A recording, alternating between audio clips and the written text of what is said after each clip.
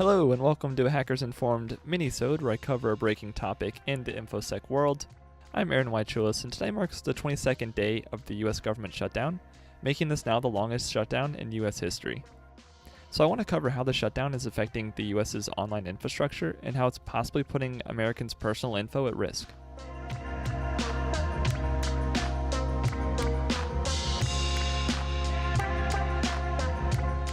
According to govtech.com, the government shutdown means that contracted cybersecurity employees are not being paid, and thus not working, which has negative effects on the safety of information, especially at smaller organizations. The House of Homeland Security Committee, which oversees the Department of Homeland Security, said it remains in the dark about how the shutdown has affected the department's mission to protect critical infrastructure from cyber attacks. Greg Tuhill, the president of Cyrix Terra Federal, a company that provides cybersecurity services to the federal government, stated, "With so many cyber activities reliant on the highly skilled contractors required to augment government personnel, government shutdowns significantly degrade the ability of the government's function to meet all their cyber mission requirements." End quote. Security operations such as software patching and penetration testing is often put off because of the shutdown. And Toho said even though the federal departments designate security operations centers as critical during shutdowns, they still might have many gaps in covering essential tasks, as they are basically running on a skeleton crew. And many of the smaller agencies affected by the shutdown are unable to maintain the full 24/7 watch coverage. Departments and agencies affected by the shutdown include the Departments of State, Homeland Security, Agriculture, Commerce and Housing and Urban Development, as well as the Environmental Protection Agency and the IRS, the National Institute of Standards and Technology, and the National Park Service, many of which are on the hit list for hackers and organizations that specialize in high-end security intrusions, along with nation-state actors, said Tom Gann, Chief of Public Policy at McAfee. On the front lines of cybersecurity monitoring for government agencies is lower-level employees who don't come in during government shutdowns.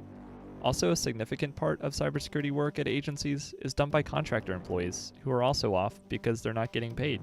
In addition to all that, the shutdown has left around 80 US government websites broken or at risk. With no staff there to update and monitor them, the websites, including links for NASA, the DOJ, and the Court of Appeals, are all vulnerable. Because some .gov websites fail to update their security certificates, some have stopped working entirely.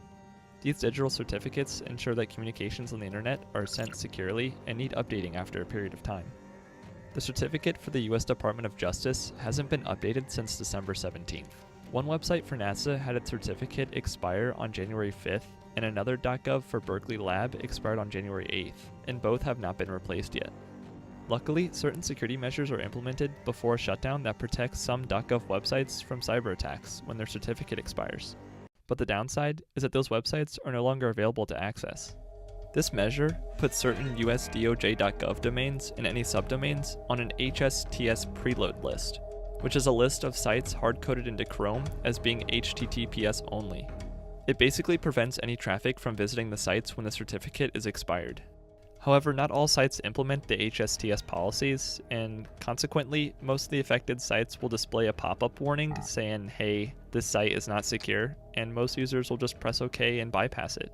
According to Netcraft, this renders users vulnerable to man-in-the-middle attacks.